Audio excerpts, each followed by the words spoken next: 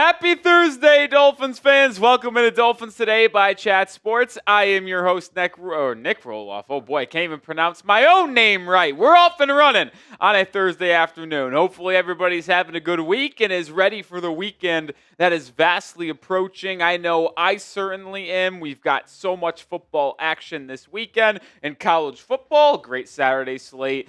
Thursday Night Football kicks off today. And then maybe one of the most pivotal Miami Dolphins football games of the last decade. I'll be honest, is it crazy to say that? Maybe it is, because the Dolphins have appeared in 3 playoff games in that decade span. They've lost all 3, by the way. But if Mike McDaniel and the Dolphins lose this game on Sunday, I am basically guaranteeing he gets fired the following Friday when they start 0-3, because they'd get embarrassed the following week on Thursday Night Football against the Dolphins or the Bills. So I don't know. This could be a pivotal game in the franchise's history. It's a pretty big one, I'll say that. But as people welcome in to the live show, shout out your city for me down in the comment section as we got producer Coop in the building. Coop, how are you doing? You ready for the weekend? How you feeling? I feel great. And we kind of talked about this leading up to week 1. How if the Miami Dolphins lose to the Colts, we are canceling the season. Yep. We are really canceling the season if they lose week 2. So I did joke about if they lost to the Colts, I'd cancel the season. One loss obviously isn't going to end the year. I just felt like that should have been a win for the Dolphins, and losing that game tells me what kind of team they are, which I still kind of believe that to be true. I think it's the way they lost the game. Yeah, but the point is the season actually isn't canceled. They got to win this game, though. Listen, if they start the year 2-2 by beating New England, beating the Jets, losing on the road to the Colts and Bills, it's okay, you just got to go 3-1 in October against the Panthers, Browns, Chargers, and Falcons, which is possible as well. You would, and I would say should, be able to beat the Panthers and Browns. And if you just split the Chargers and Falcons, all right, we're 5-3 heading into the trade deadline. And if you put together a 5-4 final 9 games, you can make the playoffs at 10-7. So no, the season's not over, but I will legitimately say season over if they lose this Sunday, because then they are starting the year 0-3, and to me, there's no bounce back from that. Shouting out some people in the comments here in a second, but shout out to Wasim Khan with the $2 super chat. Still depressed from the weekend. Wasim, my guy, is a Bears fan, but he hangs out with us from time to time, so appreciate you, Wasim. Tough collapse on Monday night, Wasim. There's no doubt about that. You knew it was coming. No, I didn't, because JJ didn't look very good at the time, but it is the Bears. It's the Bears. It is the Bears. Even a new head coach isn't changing the Bears. Shout out to Wasim, though, who's watching from Irvine, California. John in Colonial Heights, Virginia. Cinnamon in Gloucester, Massachusetts. Paul is in Sarasota. David's in Jacksonville. Deltona. I don't know if I've heard of Deltona. I haven't heard that either. Daytona, maybe, yeah, but not Deltona. Kenny the Penny. Sheffield, UK. How about that from John Russell? Connecticut for Bill. Dolphin says Irvine in the house as well.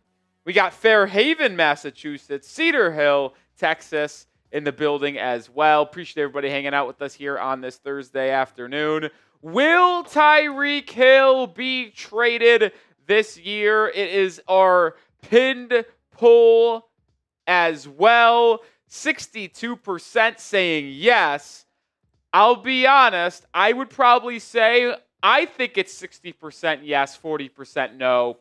My answer then becomes 100% yes if they lose on Sunday. I keep on saying if. Well, I really do believe if the Dolphins lose on Sunday, when they start 0-3, because they'll lose to the Bills the following Thursday, well, you're 0-3, and you're not going 4-1 in your final 5 games before the trade deadline, which means you're probably going to be at best 3-5, which is, to me, you're selling, because that first 8 games is much easier than the last 9 games. So, yeah, if they lose this Sunday, I think it's inevitable that Tyreek Hill gets traded. If they win, I'll have to put that on pause and see how the final 6 games goes before the trade deadline on November 4th. Yeah, I think I'm at probably a 55. He is traded at the moment, but it certainly goes up with every loss. Who's to say they don't? If they lose this game, who's to say they don't go into Thursday Night Football and beat the best team in the NFL? You are. I'll say that.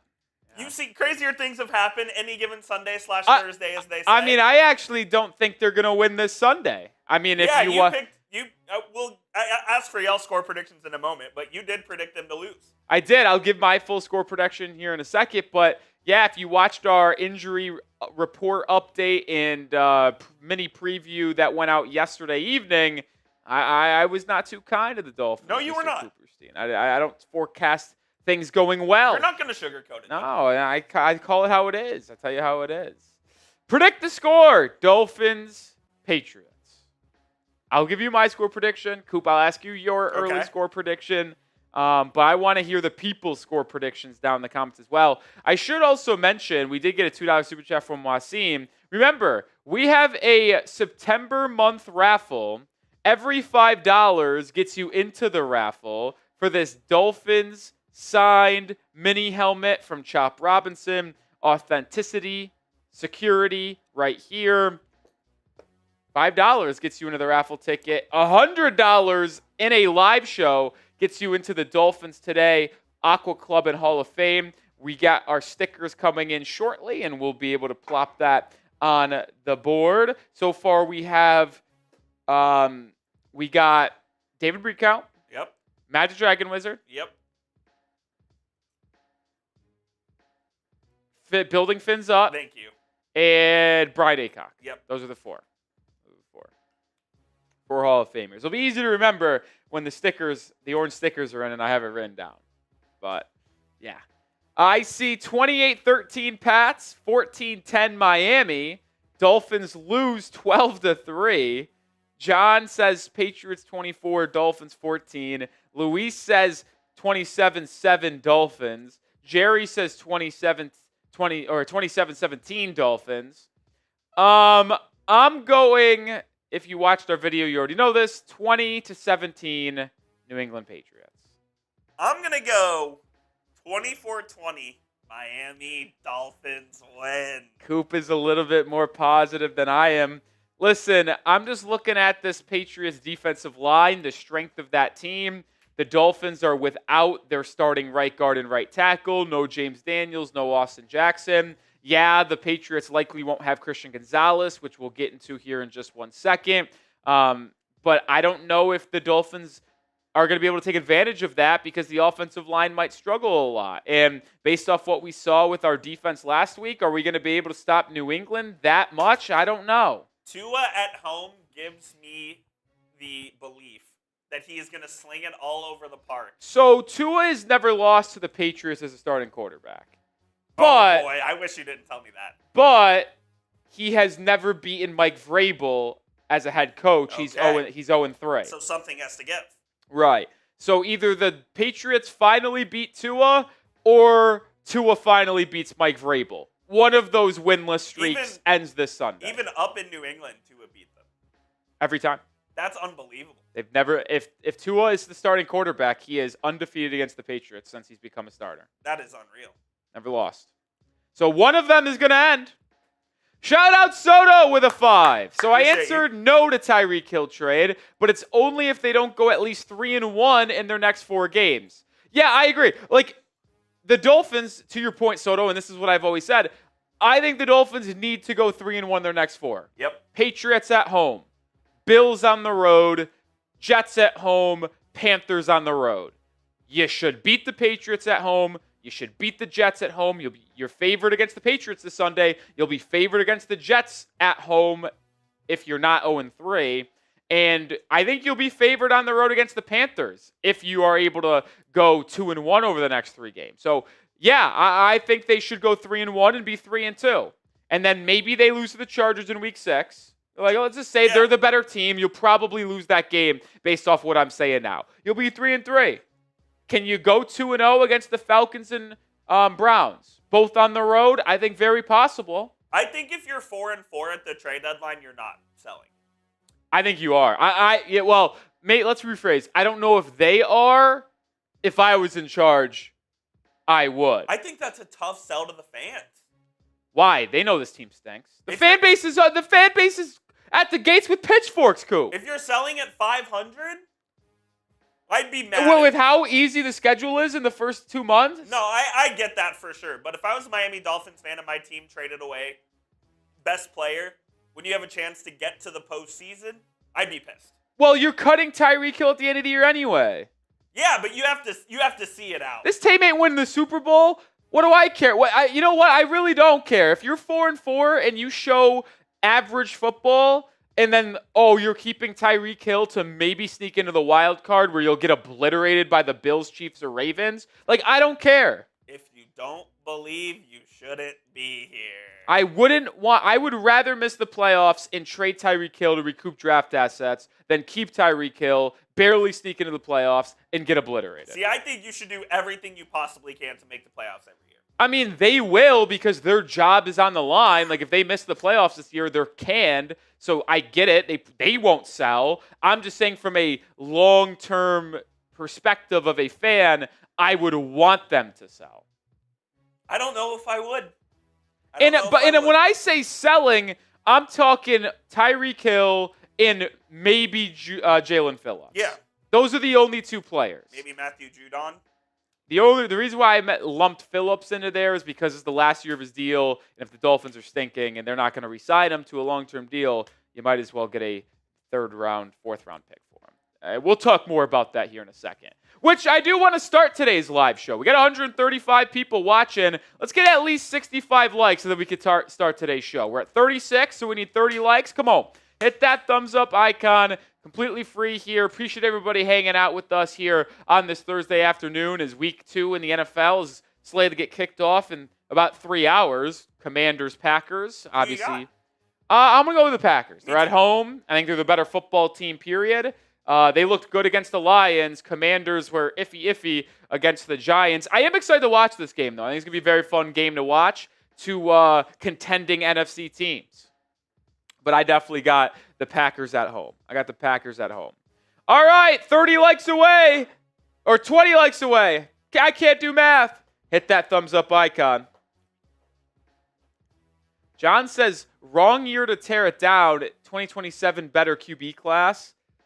So this year we've got Garrett Nussmeier, Drew Aller, Lenora Sellers, Cade Klubnik, John Mateer. You're also not drafting a QB this year, right? Oh, if you're picking top 5, you are. Can you cut 2 after the season, though? No, but my thing is you draft the quarterback top 5. Redshirt him? Okay. Or play him back end of his first rookie year because you have an out into his contract after 2026. Gotcha. Okay. So you have Tua be your QB1 next year. If you're picking top 5, I'm not forcing quarterback. But if you're picking top 5, I have a hard time not taking an Aller, Nussmeier, Sellers in that range. Fair enough. And then when you think of next year's QB class, 2027, sure, you got Arch. Looking ahead, Dante Moore. Yep. That USC quarterback has looked good early. Yes. Maybe he's been picked high there. Bryce Underwood, no. He has to play 3 years. I forget about that. So he's 2028 eligible. I don't think I know any other quarterbacks. That I can think of. Arch. DJ Lagway? Yeah, DJ Lagway. I guess those 3. I mean, you're either talking Dante Moore, the USC quarterback, Arch, or Lagway. At least Nico, if he has a bounce No, back. not Nico. You're either projecting those 4 versus the 4 coming out this year. Listen, maybe those 4 guys in 2027 take a big step forward, but I'd be willing to roll the dice on a Nussmeier, Mateer, Sellers, Drew Aller. I think the 4 of them have legit crazy upside. All 4 of them do many different things well. Sellers is an unbelievable athlete, got a strong arm. You get the right coaching around him, he can be solid. Aller's got the biggest arm in the class. He's got an absolute nuke on his right arm. Julian Sand as well. 6'4", 6'5". Yeah, I don't care about him. You're not in on him? No, he doesn't. I like Aller a lot. Nussmeier, pocket quarterback, great leader, accurate, knows what to do with the football. Good arm as well, not as strong as Sellers or Aller, in my opinion. Then Mateer, that Oklahoma QB, man, he's rising up my ranks. I like him. That's for sure. I like John Mateer a lot. All right, 59 likes. We're 6 likes away from 65, and then we'll start today's show. First segment, Dolphins, they're making changes to their starting lineup, specifically on the defensive side of the field. The Dolphins might dodge a bullet with Christian Gonzalez not playing in this game on Sunday. The Dolphins' trade rumors are looming large. Tyreek Hill, Jaelan Phillips. I'm going to say Julian Phillips. I don't know why. Tennessee volunteer forward who got drafted in the second round by the Bulls 2 years ago. And then we'll round out with a Q&A. But we need 65 likes. We're 4 away. Who's going to hit that thumbs up icon to get us there? Put up your 4s. 4 likes away. Put up the 4s. We'll start today's show. Sam Levitt. I'm out. He stinks. I guess I got to start keeping an eye on this Mendoza from Indiana. Tough. I heard he's tough. I don't know if it's Mendoza or Ferndoza. Fernando Mendoza. Oh, Fernando Mendoza. So I was right the first time. I heard he's kind of tough. Yeah. We got to keep an eye on him. Listen, I'll be honest. You're not a Julian Sane guy? No, I'm not on Sane. Okay. Is he eligible for this year? No, he's a redshirt freshman. Okay. So he's eligible after next year. Okay. Yeah, no, I definitely, if I ranked my QBs that I'm keeping an eye on the most, number 1 is Sellers. Number 2 is Aller. Number 3 is Mateer. And I'll put Nussmeier 4, even though I think Nussmeier is probably the best NFL prospect. I'll say polished prospect right now. I think I know more what I'm getting with Nussmeier in comparison to Sellers, Aller, and Mateer. Like, those 3 have the higher ceilings to where I'm keeping more of a close eye on them, scouting them, rather than Nussmeier, because I feel like I know what I'm getting. How about Jake Retzlaff? No. Wasn't he a true freshman last year? Oh, was he? I thought he was a redshirt freshman. But I thought he was a true freshman. You might be right. Yeah. True freshman. All right. We did get 75 likes. Appreciate everybody for hitting that thumbs up icon. 150 people in the building now. Let's get today's show started by some changes that are being made to this defensive lineup.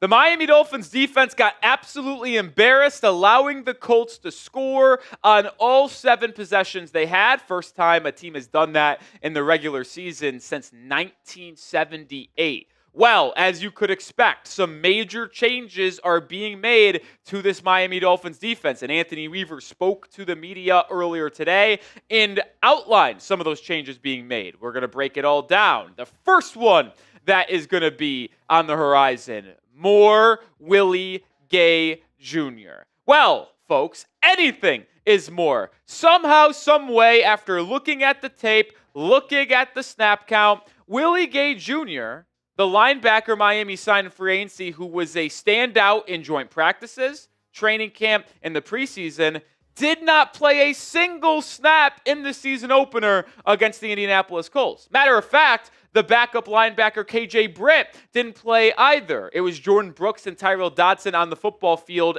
every single snap at linebacker. And those 2 are very good in their own right, specifically Brooks, but having Willie Gay Jr. being a DNP, flat out unacceptable. And Anthony Weaver realizes that, saying today that he's got to find a way to get Willie Gay on the field. And I told him that the next day after Sunday. The plan was to get him out there, but plans change. He's earned the right to get on the field, so I got to make that happen. And we're going to break down this quote some more here in a second, but hit that sub button. This week, we picked up 289 subscribers. Appreciate all the real ones joining the channel, but we're beating the Patriots to a pulp. Not enough, though, for my liking. Hit that sub button. Let's get to 74,000 before game day. We're about 270 away. How does Willie Gay not get a snap? Like, seriously, with everything that I've reported over August and July, everything that the Dolphins media members have reported, and what we've seen on the TV during the preseason, this guy was flat out dominating at every facet of the game. And he is such a versatile defender as well. He can line up wide and rush the passer almost as an edge. He can create havoc in that role. He can also create havoc over the middle of the field as a coverage linebacker. He is extremely athletic, ranging sideline to sideline. If we're going to be real here, I would rather have Willie Gay Jr. play for the Dolphins defense over Tyrell Dodson. I know you committed more money to Dodson this offseason, 2-year, $8.5 million deal in free agency, but I said it during training camp. You could go back and watch some of the videos we put out on practices. I said that Gay is progressing to be a starter over Dodson because he's more athletic, he's more energetic, and I think he's more of a leader. Maybe we see that come to fruition this Sunday. The second change for this Dolphins defense is more rookie. Dante Trader Jr., the 5th-round selection out of Maryland, who missed a lot of training camp and preseason with an injury. Well, he played 22 snaps on Sunday, and it seems like more may be on the horizon. Weaver saying he's one of those guys you're going to talk about being a coach on the field. He puts in the time, really excited about his trajectory. And in the same vein, he mentioned that you're likely going to see him more. Well, I briefly just alluded to it. He played in 22 snaps in this last Sunday's game against the Colts. That actually surprised me because, well, that was the 3rd safety. Minka led safeties and snaps. Will do that every week he's healthy. Melifonwu was number 2 with 50 snaps. And then Trader Jr. was 3rd with 22 snaps. And Ashton Davis saw about 10 or 11 snaps. So Trader Jr. was your 3rd safety, but he might be your number 2 safety this upcoming Sunday. And before we talk more about the safety position, pick a safety 2 opposite of Minkah Fitzpatrick. Type IM for Iafatu Melifonwu, DT for Dante Trader Jr., or AD for Ashton Davis. I do think we are going to see a switch up at the safety position. We alluded to Trader Jr. getting more playing time. Well, it's because Melifonwu really struggled in his Dolphins debut as a starter opposite of Minkah Fitzpatrick. When you look at what he did, you can look at his PFF grades on the left. You could look at his coverage stats on the right. It simply was not good in all areas. Was targeted 3 times, allowed 3 completions on 3 targets. Allowed a touchdown, which we'll explain a little bit here, but also a QB rating of 1 target of 97.2. Was not graded out well as either in any facet of the game. Now, he did not specifically allow up a touchdown, but if you remember that wheel route touchdown that Michael Pittman Jr. had that we originally blamed on Storm Duck in the flat not getting deep enough, well, Anthony Weaver said to the media today that he just flat out blamed Melifonwu. He was asked about that touchdown. He goes, yeah, that's on Iafatu. We were in cover 2. The linebackers have to take the seam route that the tight end Tyler Warren was running, and he's got to recognize there's 2 seam routes, and he's got to stay in the middle between of them so he can get to each of them if it's thrown, rather than hedge so close to the middle, leaving Duck on an island, leaving Pittman Jr. wide open. So Melifonwu was to blame for that blown assignment where Pittman Jr. cut the wheel route on 2nd and 20 for a tutty. And maybe Dante Trader Jr. is just flat out better. In the 22 snaps that he played, he had 2 tackles and allowed 0 receptions on 0 targets. And I believe he had, if I'm not mistaken, a extremely good tackle in the red zone on a run play to where the running back Taylor was trying to break a tackle and reach across the end zone, and Trader Jr. came flying in to make sure that did not happen.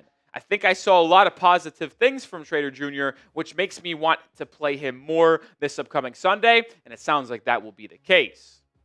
All right, make sure you get in on the action with Prize Picks, and you and I make decisions every single day. Well, with the right decisions on Prize Picks, you can get paid where it's good to be right. It's so simple to play. You just pick more or less on 2 to 6 player stat projections. If you get your picks right, you could cash in. PrizePicks also offers injury reboots. If one of your players leaves the game in the first half and doesn't return, PrizePicks won't count it as a loss. They invented the flex play, which means you could still cash out if your lineup isn't perfect. Double your money even if one of your picks does not hit. And I've got my entry in for the Dolphins game this upcoming Sunday. I'm going more than Drake May completions. He completed 30 in week 1. I think the Dolphins get a pair of field goals. They stall out in the red zone, so I'll take them more than on Riley Patterson, 1.5 field goals made. And I'll go less than Tua, longest completion, 34.5. He hasn't had a 35-yarder in a long time, folks. I'm going the less. Pair that up with the max discount on Travis Kelce, half a receiving yard, and make your lineup. Download the app today and use code CLNS to get $50 in lineups after you play your first $5 lineup. That's code CLNS to get $50 in lineups after you play your first $5 lineup. Prize Picks. It's good to be right. When I'm looking at that safety room right now, I don't think I would be upset if the Dolphins actually benched Ifeatu Melifonwu and demoted him from safety number 2 to safety number 4 and rolled with Minkah Fitzpatrick, Trader Jr., and Ashton Davis as your top 3 safeties. I don't think this is something that I would be pounding my fist on the table that the Dolphins need to do. But I just am open to it because the secondary was absolutely abysmal in week 1. And I know you're not supposed to overreact to just one bad game, but I'm an overreactionary person, and I'd like to see a new set of skill sets out there in the secondary. All right, the third change that the Dolphins defense is making. Zeek Biggers, the 7th-round rookie out of Georgia Tech, he is going into the lineup. Benito Jones left the game on Sunday with an oblique injury and with a pair of DNPs in practice on Wednesday and Thursday. He is likely not going to play, and Weaver said Biggers is going to be the next man up at nose tackle, which is a little bit of a surprise to me. I'll describe that more in a second. But you would obviously think that either Kenneth Grant, Jaelan Phillips, or Zeek Biggers is going to roll that role for Benito Jones, the nose tackle for the Dolphins. But I am very interested that Weaver said Biggers is going to be the next man up because Jaelan Phillips, in my opinion, was expected to be the backup nose tackle, at least the primary one, for Benito Jones due to what we watched on film in the preseason, as well as his college career playing for Maryland. Remember, he had an awesome July and August for the Dolphins. And if you actually go back just to Sunday, Jaelan Phillips played 33 snaps on the defensive line. He lined up at the nose tackle position in the A-gap, either over the center, just off the center, 18 times. He lined up in the B-gap, a little bit over the guards, 15 times. So when Benito Jones went down, he filled that role, and Zeek Biggers was inactive in that game on Sunday. So maybe it would have been different if he was active, but it's also telling that he was inactive. And if you actually go back to the preseason as well, Jaelan Phillips is that backup.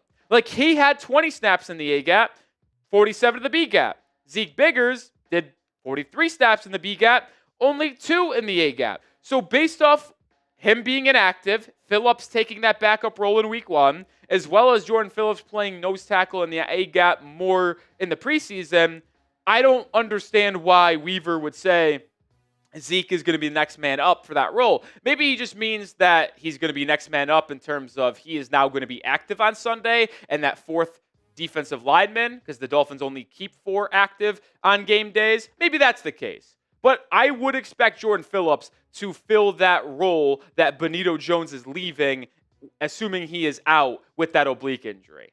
That's just me. But you pick a nose tackle down in the comment section. Jaelan Phillips or Zeek Biggers. Type JP for Jaelan Phillips or type ZB for Zeek Biggers. Let's just hope the defense rebounds. That's my point in making this video because changes need to be made. Now, one of them was forced by injury. But when you allowed Daniel Jones and the Colts to score on every possession they had, and statistically you were one of the worst defenses in week 1, just you have to naturally make changes, whether it's play calling, less blitzes. I've been very much open about wanting to dial back the blitzes. We led the NFL in a blitz percentage during week 1. And we need to change up our coverage on the back end as well. When you look at what the Dolphins did in terms of their pass coverage percentage in week 1, they played man just 24% of the time, and it was cover 0, 6% to the 18% of cover 1. The Dolphins actually didn't run too high man coverage one time. Very interesting there. They ran zone cover 2 36% of the time, which was the highest rate in the NFL during week 1, with cover 3 and cover 4 15 and 18% of the time. No cover 6 for Miami in week 1. Point is, there is some coverage alignments that need to be changed. I'd like to dial back the cover 2, probably play more cover 2 man. So, they're just some, I think that maybe this is game plan dependent, and that is how Weaver thought it was best to attack the Colts offense, but he was evidently wrong. And I hope that he realizes that, adjusts, and has a better game plan for the New England Patriots, who played a lot of zone coverage against the Raiders. So you might see a lot of zone for Miami this week. All right, I'll do it for today's show. Make sure you hit that sub button for daily Dolphins coverage. We'll be live on Sunday for the game between New England and Miami, where the Dolphins hopefully get their first win of the season, and I hope to see you there. Oh, Ron Owens with a $20 super chat. If Grier trades Tyreek to an AFC team, he is more incompetent than we think. Well, Ron, first of all, thank you. You get 4 raffle tickets for the September month-long raffle for the Chop Robinson signed mini helmet. Thank you, Ron. That will also be a question on our Q&A coming up here in a second. But I will say this. The 2 most likely destinations in a Tyreek Hill trade are in the AFC. And if I'm going to also be honest, trading him in the conference does not scare me. It doesn't. If you're not competing, does it matter? That's my exact point. If you're trading Tyreek Hill, it means you're selling, and that means you're not competing, which means why do I care if an AFC team has him this year? Because they're probably going to cut him after this year too for the same reason Miami is. The cap hit in 2026 is just way too large. Or they contract restructure, whatever. Not my monkey, not my circus anymore, which I hope to be the case. I agree with not trading him inside division. Like, I would not trade him to the Bills, Patriots, or Jets by any means. But if the Steelers came calling, what do I give a shit? Give us a 3rd and 5th round pick, and let's move on. And the Steelers aren't going to go win it anyway. Spoiler alert. Yeah, so like, I wouldn't have a problem with trading him in the conference, in the division. I would. Now, trading him to the Chiefs, I think would. It would sting. It would sting. I wouldn't be happy, but I also got to prioritize the long-term future of the Dolphins. Of course. Over the happiness of Chiefs fans. Absolutely. Like, let's be real. It's better for the Dolphins, if they stink this year, to trade Tyreek and recoup draft capital and send him to an AFC team like the Chiefs rather than hold on to him and you lose him for nothing. Whatever is in the best interest of the Miami Dolphins is what I want to happen. Bingo. Bingo. Bingo. All right. Appreciate the $20 super chat. Oh, we got a $5 super chat. Sawyer Soy Sauce gets into the raffle for the month of September. Shout out Sawyer. I think Sawyer Soy Sauce, which, by the way, is an all-time YouTube name. Did Sawyer Soy Sauce get into the raffle already? I don't know. I feel like I remember seeing that name. Unless I just saw it in the comment section and I responded to him. Because it's a sick name. I don't have him written down, so I guess not. But Sawyer Soy Sauce now has a raffle ticket. Seems like it's a good question, too. I would love it if it would pop up. Yeah, that'd be nice, too.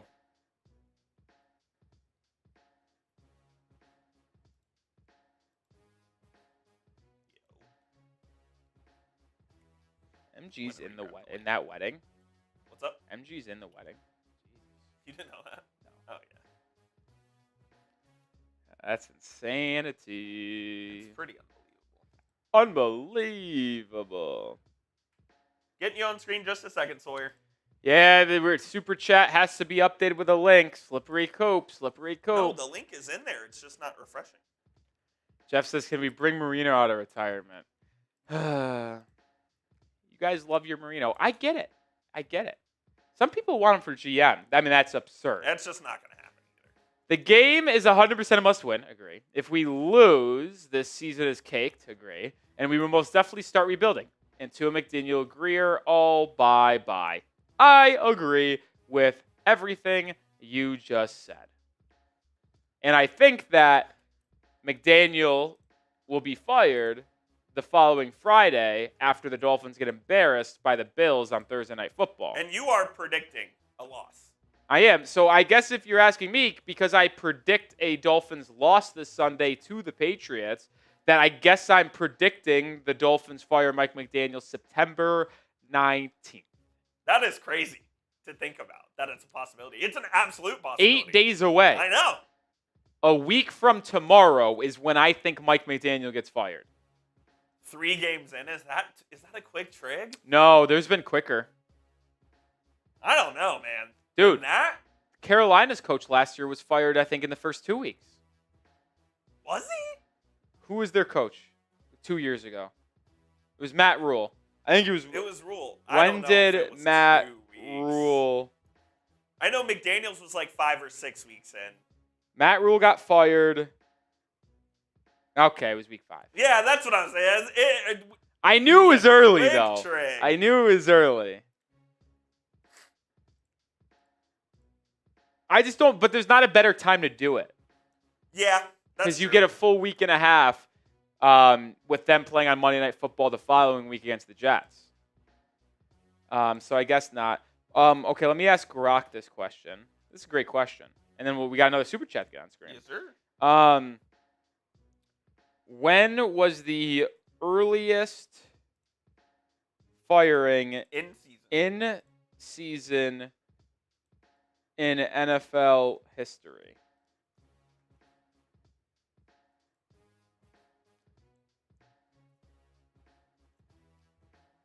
Okay, so we got, okay, wow. Grok, I assume this is correct. The earliest in-season firing of a head coach in NFL history occurred on September 26th, 1929, when the Bears fired their head coach, George Halas, after a 1-2 start to the season. However, Halas was rehired shortly after due to his dual role as a player and owner. So 3 games? Yes, but that's also a player-owner coach. That's I don't also know 96 years ago. So, a more recent one. A more conventional example, 1978, when the St. Louis Cardinals fired their head coach Bud Wilkinson after an 0-2 start. Okay. Just 2 games into the season. So I guess that one makes sense. That's like in the last 100 years. Yeah. So 2 games. All right. So there's precedent. There's precedent. There's precedent. I also will say this. Sorry,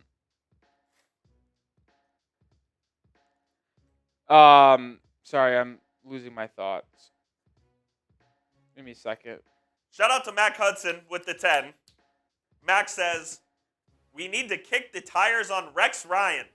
He can bring a toughness to the offense and fix the defense. I would bench Tua if he doesn't score 17 points by halftime.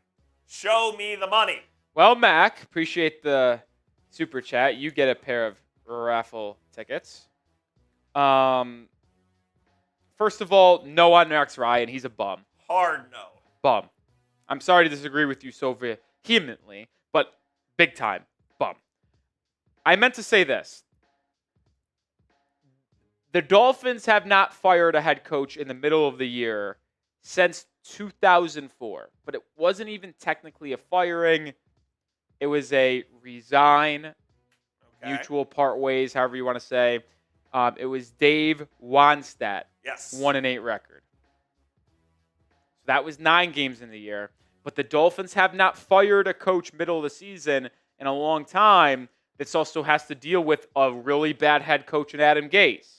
Has to deal with Brian Flores, who, remember, had the team, 1-9? They were 1-9. And then won the last 7 games in a row to finish 8-9. So it's like, if you're not going to fire a coach, I mean, he came back the following year, but the point is, like, it would shock me if they fired McDaniel after 3 weeks. Yeah. Unless it's really bad. Like, if they get blown out by the Pats and then they lose like 44-7 to the Bills, then I could see it. I think it's going to happen if they lose this Sunday. I'm telling you, I think 0-3 starts. Yeah. And if they lose to the Patriots and beat the Bills? Then you're saved. That's unreal. You just got to go 1-1 over the next 2 games. To However save you the get job. it. Yeah.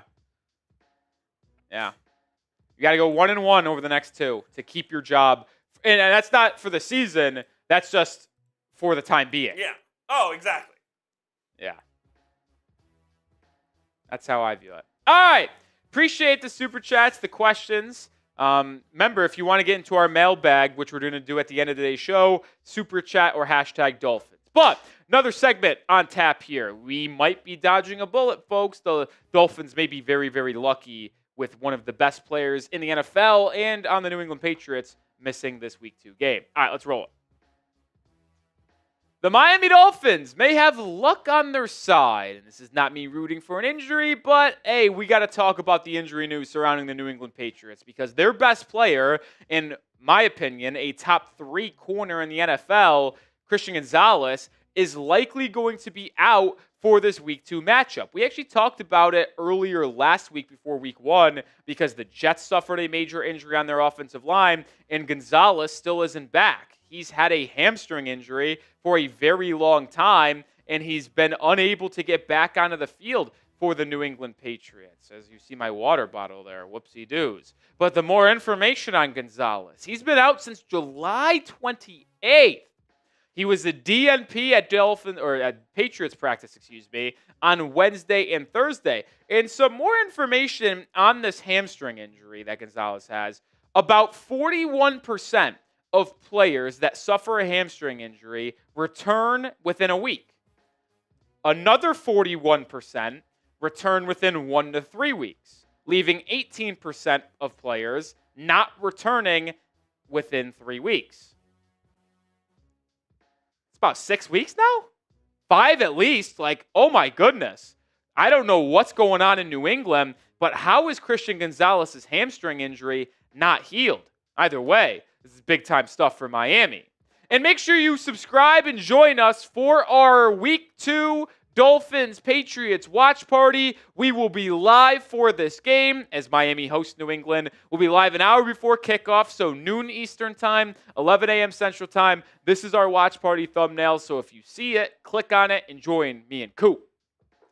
Gonzalez is an absolute difference maker, man. He is. Last year, he had an all-pro level season, allowing just 55% completion percentage, only 2 touchdowns, and a QB rating when targeted of 70.5. Simply put, I'll continue to say it, I think he's a top 3 corner in football. I think it's Patrick Surtain, number 1, without a shadow of doubt. But I put Gonzalez, if I'll be real, at number 2, slightly edging out players like J.C. Horn, like Derek Stingley, Sauce Gardner. That's how confident and good I think Christian Gonzalez is. And the question is, who is up next for this Patriots secondary? Because their secondary was projected to be a strength of their team after they signed Carlton Davis to a massive contract in NFL free agency. Well, those two have not played together just yet. And the next man up on the boundary would likely be Alex Austin. Their captain, Marcus Jones, is a nickel corner pretty much through and through. And that Patriots secondary really struggled last week against the Las Vegas Raiders. By the way, a passing attack, which, yes, they have Brock Bowers. Yes, they have Geno Smith. Wide receiver core of Jacoby Myers, Dante Thornton, Trey Tucker. Like, they don't have a good receiving core. So the fact that that secondary got carved up tells me without Gonzo, it's for the taking. And this stat further proves that. How about this? The New England Patriots last week allowed 9 receptions for 20 yards or more.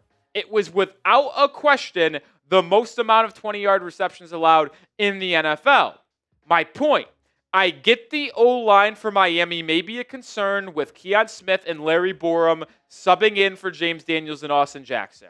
But if the Dolphins' passing attack of Tua, Tyreek, Malik, Waddle don't take advantage of this weak secondary without their best player that got torched last week by the Raiders, I honestly think all hope will be lost. I know we're a quick passing game because the offensive line can't hold up for an extended period of time. But you have to take advantage of a weak secondary without its best player. You just do. Have to. No excuses.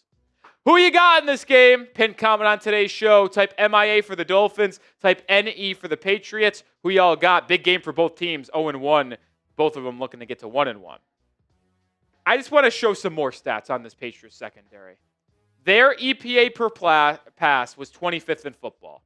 Dolphins was worse, by the way, but it was bad for New England. Their yak over expectation was 30th in football. Their passing yards per play allowed, 30th in football.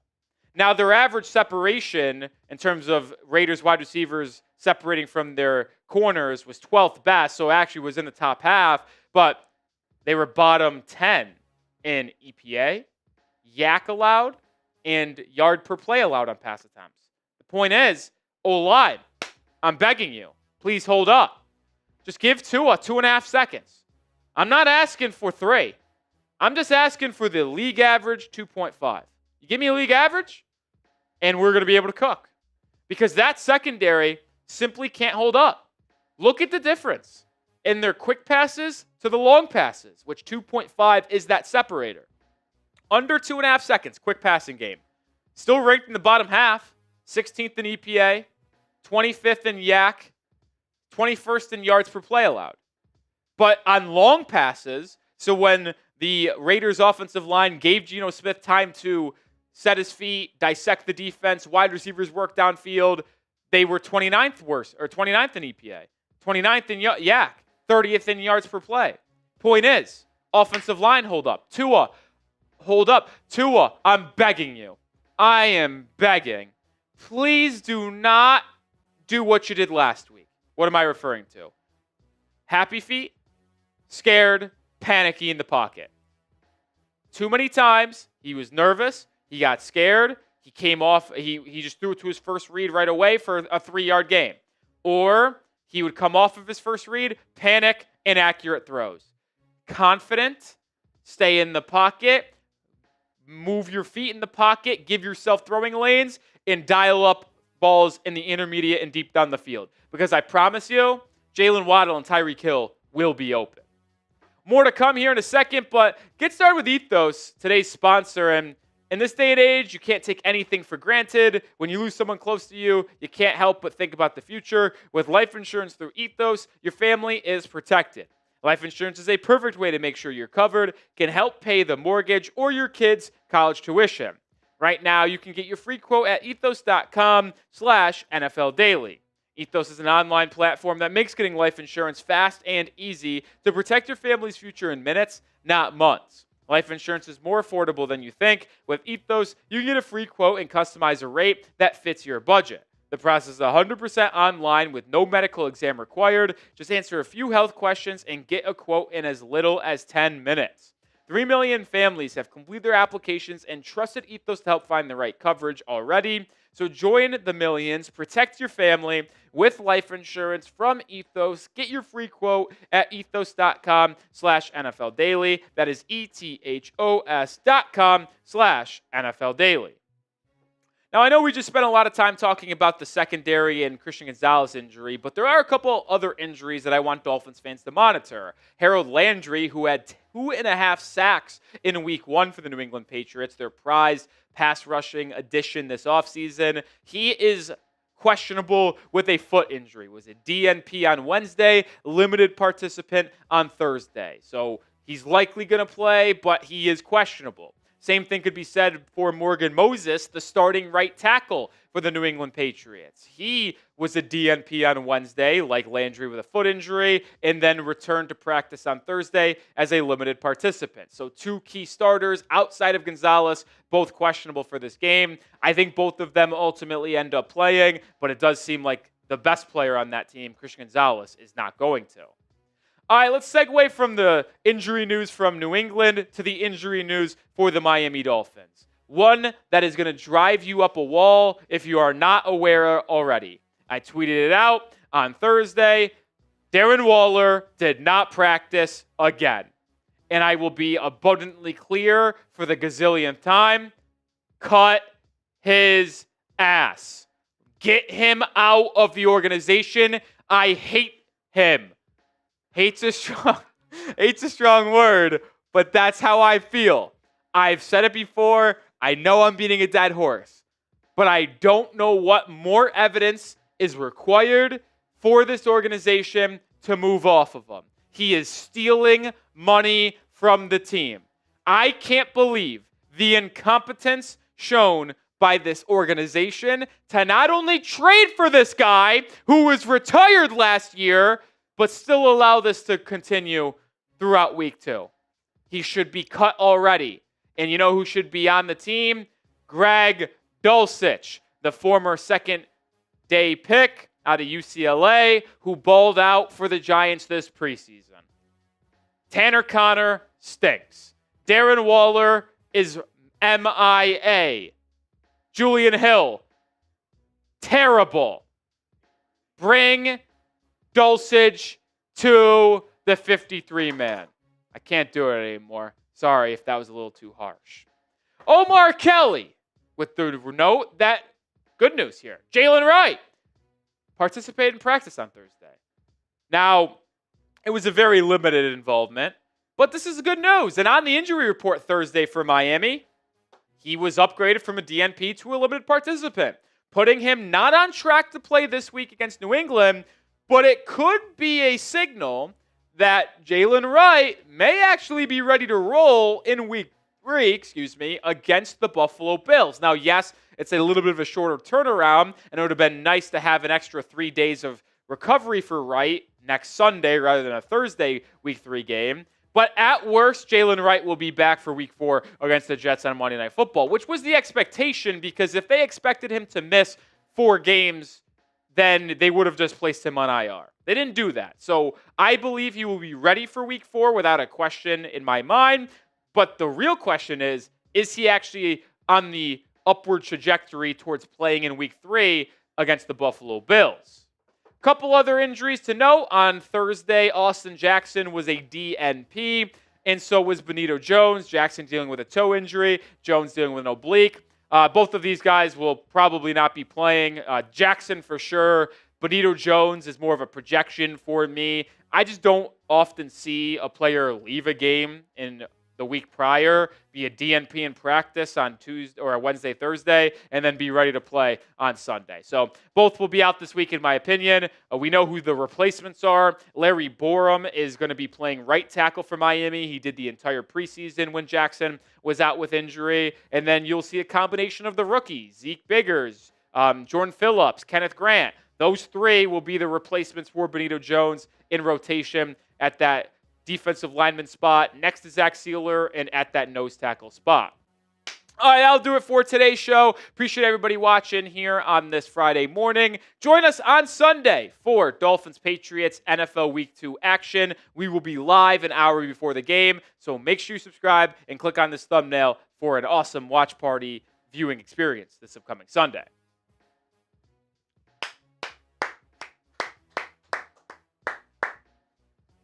I love the Darren Waller rant. Yeah, was that a little too harsh, Coop? I don't think so. Maybe not harsh enough, some would say. Maybe saying I hate him is a little strong, because I don't actually hate the person. It's more or less the fact that he's stealing money from the Dolphins. No doubt. I mean, and the fact that we had to give a 7th-round pick for him, it's a joke. And he was 6th. Well, it was. Oh my God, that's even worse. It was just like 6th for Waller and a 7th. So I mean, Mike McDaniel more or less told us yesterday that he's not going to play it down for the Dolphins. Yeah, he said, like, based off how it goes this week, like, we'll have to make a decision on the year. What do you mean year? I mean, it's just unbelievable, man. No, it's sickening. Oh, MDW's in the building. What up, MD-Dub? That's an Aqua Club member right there. That's another reason why getting in the Aqua Club is a fun thing to do. You get in the Aqua Club, we're going to give you a major love and a shout-out every single time you pop into a stream.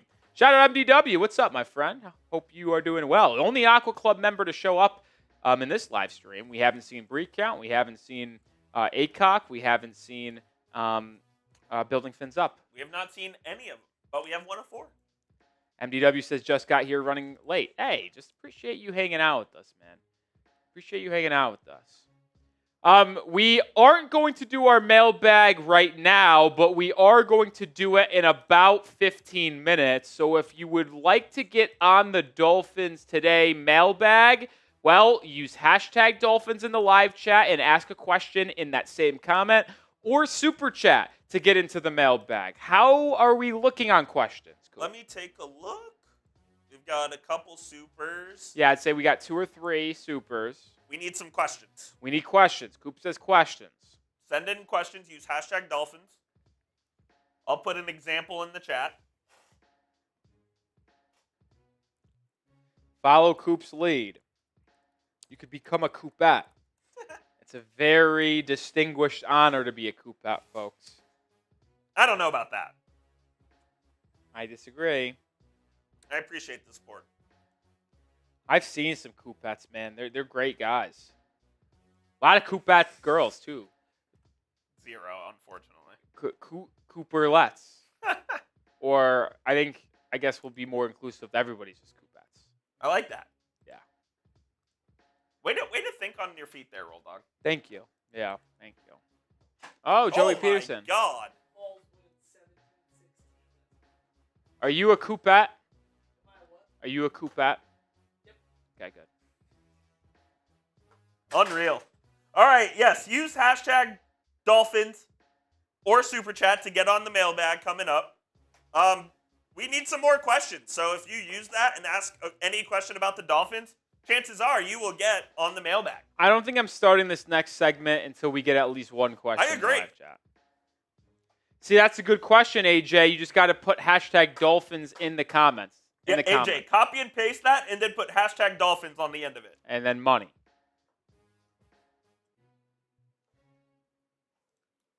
I mean, we got to get one before we move on. We need one.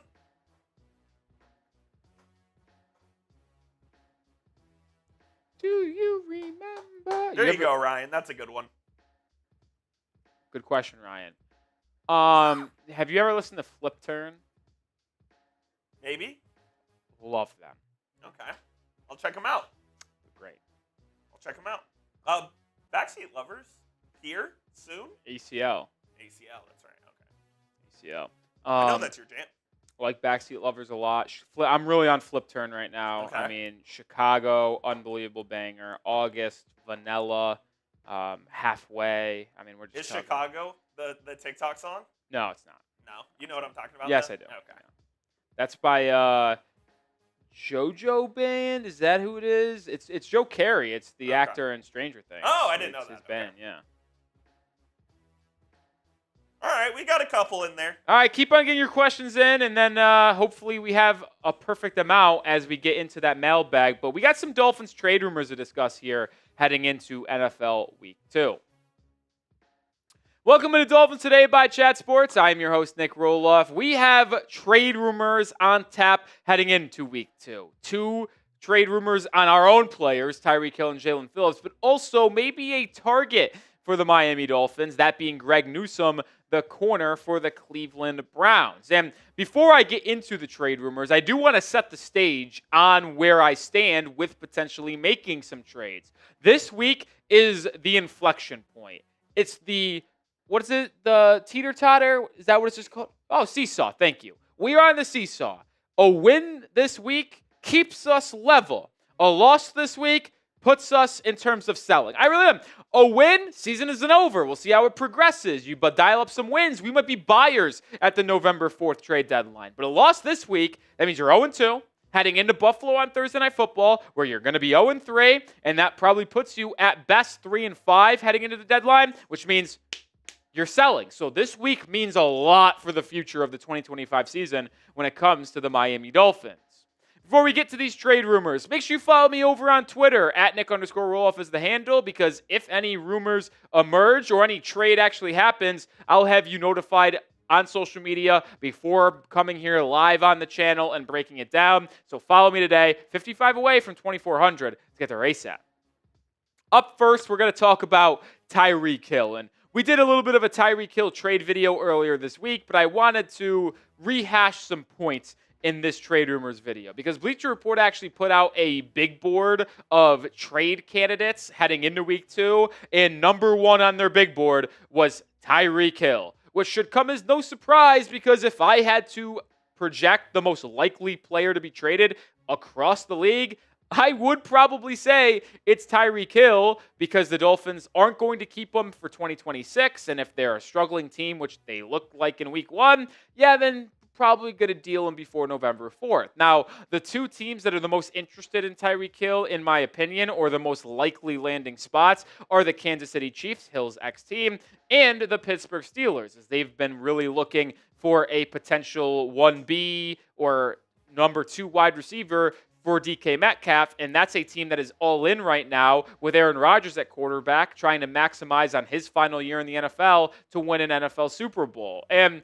I will say this, if the Dolphins become sellers, which means they lose this Sunday, they're 3-5, 2-6 at the trade deadline, there's just no world where you can justify keeping Tyreek Hill on the roster. He's got a $52.8 million cap hit next year. You save $36 million in cap space if you cut him after the season. So why wouldn't you just get ahead of that? Trade him at the deadline, especially if you are not going to be in the playoffs this year, which you are not going to be in the playoffs if you are 2-6, 3-5. Heck, I would consider trading him at 4-4 because the season's probably not going anywhere regardless.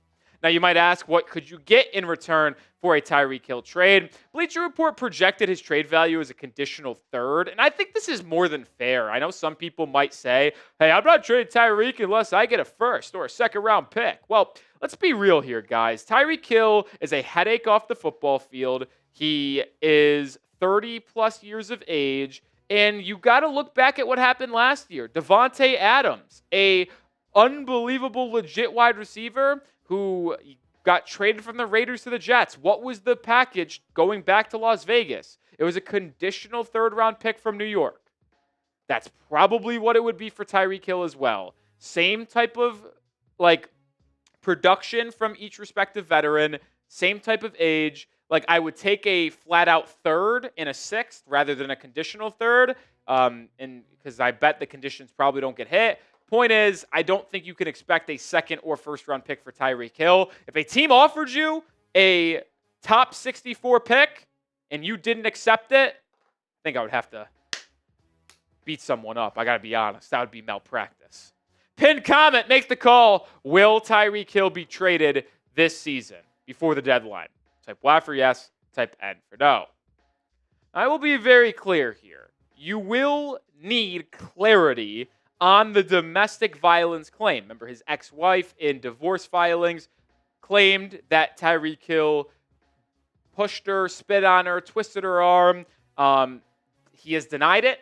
We'll see how this ultimately progresses. The NFL is currently looking into it.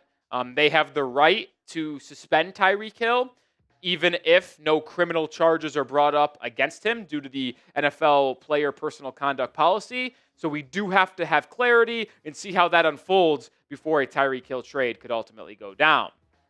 Let's shift over to maybe a positive trade here. Greg Newsome. What if the Dolphins wanted to trade for a player? I think Newsome could be that person that I have in mind. If Miami turns the season around, I think Newsome would be the perfect buy candidate. And I'll be honest, I think he would be a good trade target regardless. This is a player that was a former first-round pick and has a ton of talent. And he was really good at the first 3 years of his career. Had the worst season of his career last year. It's the reason why he didn't get an extension, I think, by the Browns. Well, in week 1 against the Cincinnati Bengals, going up against Jamar Chase and T. Higgins, he was flat-out dominant. Had a 74.8 coverage grade, didn't allow a single catch while being targeted twice, had a PBU, 2 forced incompletions, and a QB rating when targeted of 39.6. And by the way, both of those targets that he was targeted on were when he was defending the best wide receiver arguably in football. I'll still take Justin Jefferson, but Jamar at number 2. That's who he was going up against. Newsome has a lot of upside to him, and we're going to talk about him a little bit more here in a second. But make the right picks on Prize Picks. Listen, you and I make decisions every day, and with the right ones, you can get paid. Where it's good to be right with Prize Picks. It's so simple to play. You just pick more or less on 2 to 6 player stat projections. If you get your picks right, you could cash in. Prize Picks invented the flex play, which means you can cash out of your lineup. Isn't perfect. Double your money, even if one of your picks does not hit. Which players are going off, which ones aren't. Make your picks in less than 60 seconds and turn your takes into cash all season long. I have my entry in for the Week 2 matchup between Miami and New England. First of all, take that max discount on Travis Kelce half a passing yard, and then I'm pairing it up with more than Drake May completions, less than Tua longest completion, 34.5 yards, and more than Riley Patterson, 1.5 field goals made. Download the app today and use code CLNS to get $50 in lineups after you play your first $5 lineup. That's code CLNS to get $50 in lineups after you play your first $5 lineup. Prize Picks. It's good to be right. Shifting back towards Greg Newsome here. Bleacher Report's projected trade value for Newsome, the former first rounder, is a flat-out third-round pick. I think I'd be all in on that. Listen, this is a guy that is a former first-round pick out of Northwestern. He's just 25.3 years of age, so he's still very young. And if you trade for him, it works out where you like what you see in the Dolphin system. He can be extended going forward in the CB1 of this secondary, which, by the way, you do not have. You don't. Storm Duck, not looking good for the future. Jason Marshall Jr. didn't have a strong week 1 performance. Jack Jones is on a 1-year deal. Rasul Douglas is on a 1-year deal. Juju Brents was just claimed. So it's like you don't have a guy that you could hang your hat on right now that you're confident in being on this roster and in the secondary 2 years from now. So why wouldn't you want to trade for Greg Newsome, help secure your secondary and cornerback room now, but also have someone for the future? And I'll even say this. If it's a cheap third-round pick, I would make that deal even if the Dolphins were out of the playoffs. We saw a team do this just 3 years ago. The Bears. They were out of the playoffs. The terrible football team. But what they do, they traded a second-round pick for Montez Sweat at the deadline. Not because they were trying to buy now for this season, but because they viewed Sweat as a very good building block at a position of need, which is a pass rusher. So even if the Dolphins aren't competing this year, Newsome, if he was on the trade block for a third rounder, I would pull the trigger to get that former first-round pick, that 25-year-old, into your locker room and potentially be your CB1 for the next 5-6 years. Make sure you are subscribed to the channel because we're bringing you daily news, rumors, analysis, and more for the Miami Dolphins. Whether it's trade rumors, injury news, watch parties, hit that sub button and join the channel. Let's get to 74K before game day on Sunday. We are less than 200 away. The final trade rumor that we have on today's show, Jaelan Phillips. Could the Dolphins trade away their former first-round pick? Same draft class, by the way, as Greg Newsome. Both players entering the final year of their rookie deals, playing on their 5th-year options. Jaelan Phillips actually came in at number 4 on the Bleacher Report trade big board, which is very interesting. And I'll be honest, it's kind of hard to disagree with them. Because if the Dolphins are selling, they're 1-5, they're 2-4, or whatever they are, then you should probably include Jaelan Phillips into the sell list. I think you should because you have 1 year left on his contract. Same thing with Newsome. Are you planning on extending him? I don't know. Like, he hasn't played more than 4 games in the last year and a half. Now, if he stays healthy this year, maybe you think about keeping him around long term and being that edge partner duo with Chop Robinson, but I can't guarantee that. So if a team comes calling with a solid offer, well, then I'm intrigued. And the potential destinations listed by Bleacher Report are the Minnesota Vikings. Obviously have that connection with Brian Flores there. Jaelan Phillips was drafted by Flores. And then, or not drafted by him, but you get the point, played underneath them. And then the Tampa Bay Buccaneers.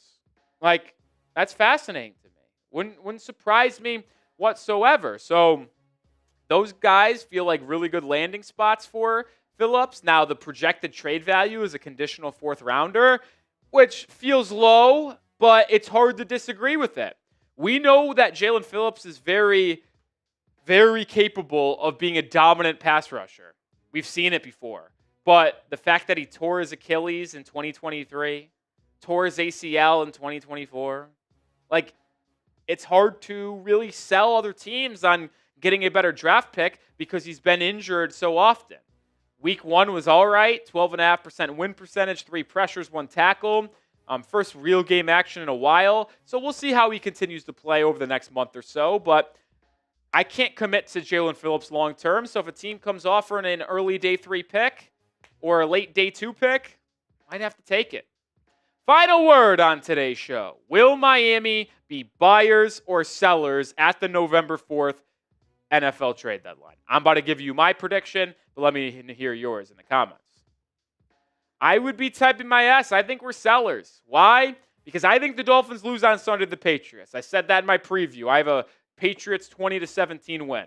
It's hard for me to rally around this team right now with Mike McDaniel being so incompetent and Tua Tagovailoa looking as bad as he did on film this past Sunday. Do I believe we're better than what we showed on last Sunday? Absolutely. But not good enough, especially missing 2 offensive linemen at right guard and right tackle. So if you lose this Sunday, you're going to lose to the Bills the following week. You're 0-3. And even if you go in, what do you have? You'd have 5 games before the deadline. You go 3-2 in those 5 games. You're 3-5. That's a selling team. So to me, I think they lose this Sunday, which ultimately kind of parlays us on the sellers at the deadline.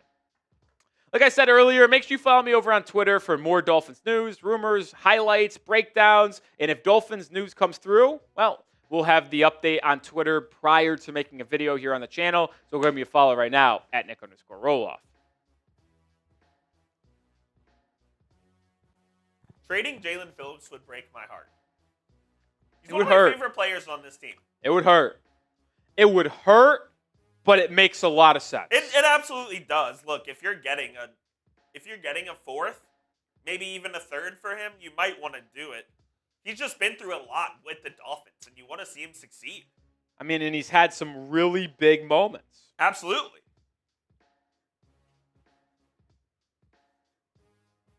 Man, oh man. Okay. Looks like we got a decent amount of questions here.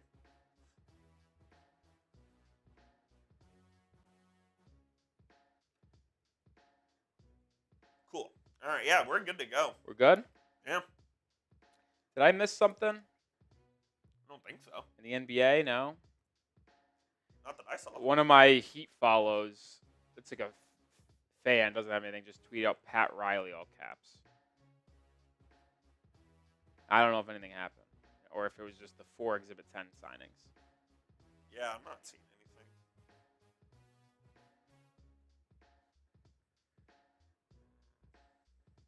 Do a quick search. Yeah, it doesn't look like it. I don't know. I just thought I maybe missed something.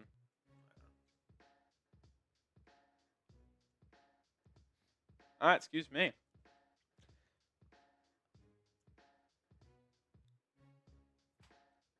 Yeah, we're good. All right. Well, if we have enough questions, then I guess we can get into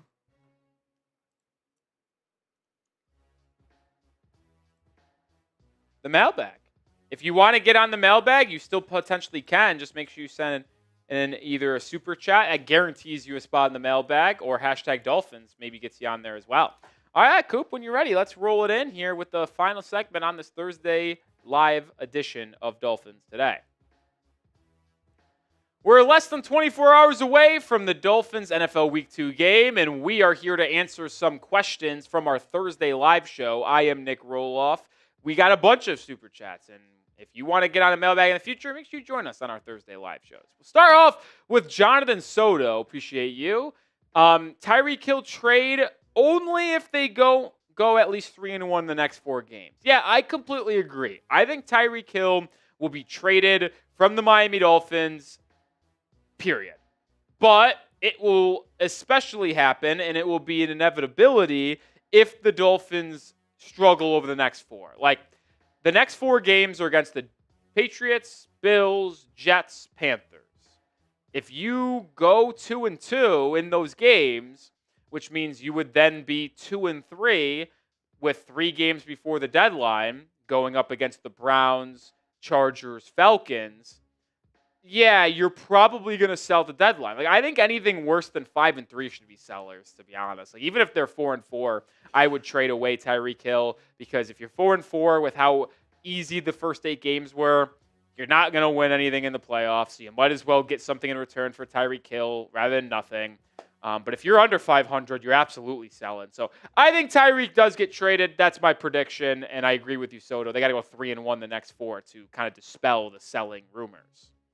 Ron, around the same vein here. If Chris Greer trades Tyreek Hill to an AFC team, he is more incompetent than we think. Now, the most rumored teams for Tyreek Hill, if the Dolphins traded them, would be the Kansas City Chiefs and Pittsburgh Steelers. But I'll say this right now, Ron. I have no issue trading Tyreek Hill to one of these 2 teams. Why do I say that? Not my monkey, not my circus. They got to deal with the issues of Tyreek Hill now. I don't have to deal with it anymore. And plus, we're not competing with them.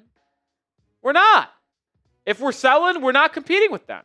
So what does it matter if they get Tyreek Hill for a year and a half, 2 years before he ultimately is done from the NFL? I don't think it does. Like, I would agree with you in terms of the AFC East. I would not trade Tyreek Hill to the Patriots. I am not trading him to the Bills. I am not trading him to the Jets if any of those teams inquired. But when it comes to just the AFC period, I am absolutely fine trading him to an AFC contending team because we simply aren't on that level if we're trading Tyreek Hill. Make sure you follow us over on Instagram. Dolphins Today IG is our handle. We put out more content over there. Instagram posts, funny memes, short form content that you can't find here on YouTube. So if you want more coverage on the Fins, well, go to follow. 95 away from 1200. Let's get there ASAP. Sir Soy Sauce. Great name, by the way. This game is 100% a must-win. If we lose, the season is caked. We will most definitely start rebuilding. Tua, McDaniel, and Greer are all bye-bye. Well, I do agree 100% on McDaniel and Greer. We'll talk about Tua here in a second. But I believe if the Dolphins lose to the Patriots this Sunday, like you say, it's 100% a must-win, so you lose. Well, you're going to lose the next week on Thursday Night Football against the Bills. That puts you at 0-3. I think Mike McDaniel would be fired the morning after that loss against the Bills, which would be September 19th. Because it would likely be embarrassing loss week 1, an embarrassing loss at home to the Patriots in week 2, and then you're probably going to get blown out in week 3 by the Bills in Buffalo. So it would be 3 straight embarrassing losses, and he was already the coach with probably the warmest seat and hottest seat coming into the year. Yeah, I'll see ya. Chris Greer should have been gone a long time ago, and if you fire McDaniel, you fire Greer as well. Now, when it comes to Tua, first year of a 4-year extension. Can't really get rid of him. And you're going to stuck with him at least this year and the year next year. Because you have $79 million in dead cap if you cut him after this year. Probably not going to do that. So if you're thinking moving on from Tua, it would have to come after the 2026 season where you have an out and you only have a dead cap of $36 million over the last 2 years. So if you're wondering when you could get off of Tua, it's either a trade, I don't know who would trade for him, or it's after the 2026 season. But when it comes to Mike McDaniel, pin comment, if the Dolphins lose in week 2 against the Patriots, should the Dolphins fire Mike McDaniel on the spot? Type Y for yes or type N for no. Well, if they do, we'll need to find a replacement. Mac Hudson asking if we should kick the tires on former Jets head coach and current ESPN analyst Rex Ryan. Mac, absolutely not. Rex Ryan's a clown. He is. He's tried to get back in the NFL a lot lately in the last 3 years, and nobody wants to hire him because his ego is way too high. He's been out of the game for a long time, and I simply don't think he's that good of a head coach to begin with. Listen, the Jets made a couple AFC championships with Rex Ryan and Mark Sanchez, sure. They didn't win anything real. Like, come on. I don't think Rex Ryan's even that good of a coach to begin with. Second part of this question would say bench Tua if he doesn't score 17 points by this halftime against the Patriots. You realize it's not often teams score 17 points in a half of football, right? That would put you on pace to score 34 points in a game, which, by the way, be the highest scoring team in the NFL. Like, this doesn't happen. You get more scoring in the second half than the first half because adjustments be made. You get into the flow of a game a little bit more. I think 17 points by halftime is very harsh. I'll say this. If the Dolphins get shut out by the Patriots in this first half, we can have conversations about it. But I also will tell you, even if they are shut out in the first half, Tua is not getting benched with that contract, man, especially when your options are Zach Wilson and Quinn Ewers. More questions to come, but sponsor on today's show is Ethos. And in this day and age, you can't take anything for granted. When you lose someone close to you, you can't help but think about the future. With life insurance through Ethos, your family is protected. Life insurance is a perfect way to make sure you're covered, can help pay the mortgage or your kids' college tuition. Right now, you can get your free quote at ethos.com/NFL Daily. Ethos is an online platform that makes getting life insurance fast and easy to protect your family's future in minutes, not months. Life insurance is more affordable than you think. With Ethos, you can get a free quote and customize a rate that fits your budget. The process is 100% online with no medical exam required. Just answer a few health questions and get a quote in as little as 10 minutes. 3 million families have completed their applications and trusted Ethos to help find the right coverage already. Protect your family with life insurance from Ethos. Get your free quote at ethos.com/NFL Daily. That is ethos.com/NFL Daily. Ryan, what's up, Ryan? Why don't you have John Gruden as a potential head coach candidate? You're referring to the video I put out earlier this week where I was talking about Bill Belichick and then 10 names I'm keeping an eye on for Miami throughout this year. I think John Gruden is cooked, similar to Rex Ryan. Listen, guys, if John Gruden didn't have the PR he has of the funny social media clips right now, and working for Barstool, no one would think about hiring him as a coach. He wasn't good for the Raiders before they fired him due to the scandal in the late 2010s. I get it. He's a guy who lives, breathes football, and is a strong, leading individual. But he's been out of the game for a long time. The last time we saw him, he wasn't that good. There's just way better options out there. Like, I would have to go probably down a list of 10 names before I would think about John Gruden. And I'm saying think about John Gruden. That's why. I think he's out of touch. And I'll be honest, I want someone who's been in the league, not working at social media and ESPN over the past decade or 5+ years. AJ Amendola with a 5. Appreciate you, AJ. Why in the world were some of the defensive players freelancing plays? Was it either the defensive coordinator's fault or Mike? So, AJ, I will actually answer this question. Anthony Weaver, I don't know if he's just sticking up for his players or himself. I don't know. He did say earlier this past week that he, on tape, did not see players freelancing as Bradley Chubb labeled it. He said that players blew assignments and did the wrong things, for sure. And he referred to a play like Iafatu Melifonwu, who was the deep cover 2 safety. Remember, cover 2, you got the 2 deep, you've got 2 short corners here, then you got 3 over the middle. And what happened is they ran a seam route to Tyler Warren and then an out and up for Michael Pittman Jr., or just a 9 from the outside. And what happened is that Melifonwu blew the assignment because he recognized the seam vert and didn't recognize the outside vert. So he just shifted completely inside to the Warren vert, in which left Storm Duck on an island. Duck did his job of playing the sticks in that short flat, and then Pittman Jr. was just right open behind him for an easy touchdown. So those are the type of plays that I think Chubb might have been referring to. Chubb also said that really quickly after the game, and maybe was in the heat of the moment. I don't think people were freelancing plays. I think there's a lot of blown assignments, which does come back to coaching, but I don't think people were freelancing and just saying, yeah, we're running cover 3. You know what? Shit, I ain't doing that. I'm doing man. Like that. I don't think that's what was happening.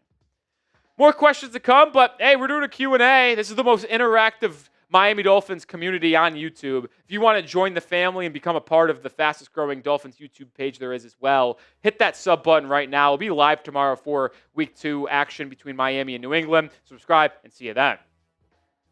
Jamie, Jaime, hopefully I won 1 for 2 there. Can you see Tyreek Hill gone after week 4 and McNutt's gone as well? Oh, absolutely. I'll tell you right now, and I said this earlier in the video, if the Dolphins lose to the Patriots and then get embarrassed by the Bills the following week and they're 0-3 with 3 embarrassing performances, McDaniel should be gone. Fired that Friday, September 19th. Like, Ari Gold, get TF out. Like, that's where I'm at with McDaniel. And if the Dolphins are 0-3 or 1-3 or 0-4, like, yeah, trade Tyreek Hill. Now, you might wait until the deadline, November 4th, to try to generate more of a bidding war potentially. But I will say, if the Dolphins lose this week and then lose the following week against the Bills, which is the projected outcomes, in my opinion at least, I would expect Tyreek Hill to be off of the Miami Dolphins roster on November 5th, which is one day after the trade deadline. Predict the score of tomorrow's week 1 action, week 2 action, my goodness. Dolphins versus Patriots. If you watched my score prediction earlier in the week, I've got Dolphins losing this game 2017. Let me hear yours. Suey! It's like what Cristiano Ronaldo does, right? I'd be okay with Weaver as the head coach if he were to take the team to 10-7 and they got rid of Greer. Well, I'll say this, Suey. If they fire McDaniel, Chris Greer is gone as well. At least you would hope so. If Chris Greer stays and Mike McDaniel's gone, I'm out on the Dolphins, and I might be asking Stephen Ross to sell the team myself with a handmade sign outside of his office. Maybe I'd even find where he lives, too, and go outside his house and go, sell the team! Maybe, I don't know. But I'll say this. If the Dolphins started the year like 1-4, they fire McDaniel, and Weaver has the boys rally to a 9-3 stretch of the year to go 10-7, hell yeah. I mean, how could you not want him back? That's clearly a coach that rallied the troops, and the players want to play for him. Weaver had a pair of interviews and was a finalist for the Saints head coaching job, was in the final round of interviews for the Bears coaching job. Like, Anthony Weaver is pretty highly regarded amongst Leaf circles. So, yeah, if Weaver became interim head coach and the Dolphins went on a run, he would absolutely be in top consideration for me to be a Mike McDaniel replacement. All right, I'll do it for today's show. Make sure you follow us over on IG at Dolphins Today. IG is the handle. More content over there, short form, memes, posts, highlights. So if you want more on the Dolphins, that's the place to find it. Woo!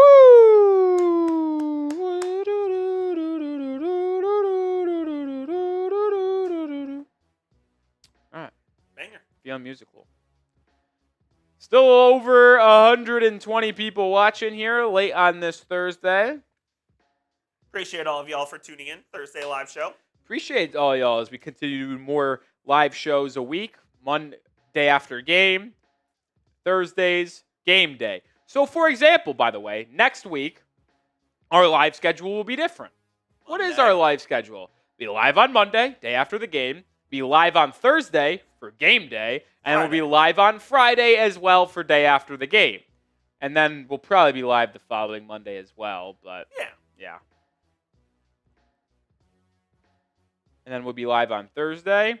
But then instead of being live on like a weekend, we'll be live on Monday and then live on Tuesday the following week. Monday Night Football. Ah, yes. I forgot about that. So we'll be live on Tuesday and then Thursday. Yeah. Checks out. Cool. Works for me. Cool. Good. We'll give it a minute. If any super chats come in with any more questions or y'all want to party, get into the Dolphins Today September raffle for this Chop Robinson signed mini helmet. AJM and Dola gets a raffle ticket. That came in during the live. If no super chats come in, we'll sign off. We'll start our weekend because we're off on Fridays and Saturdays with the game on Sunday. And then hopefully you guys have a great weekend as well. Any fun plans? Golfing tomorrow? I'm golfing tomorrow, touring apartments tomorrow as well. Moving out of my current spot in October. Some great football this weekend as well. College football. The Miami Hurricanes and the USF Bulls. That'll be an interesting one. Got Georgia, Tennessee. Florida, LSU. Florida, LSU is the one I'm most intrigued to watch. More so than Georgia, Tennessee. Yeah, I'm a big Lagway guy. I like Lagway. So I want to see what he can do. The first couple weeks. Yeah, show me something against LSU. Plus, I get to watch a little Nuss Bus. Tie Man says, go Bucks. F Tie Man. I'm kidding. Tie Man, we love you, but F the Bucks.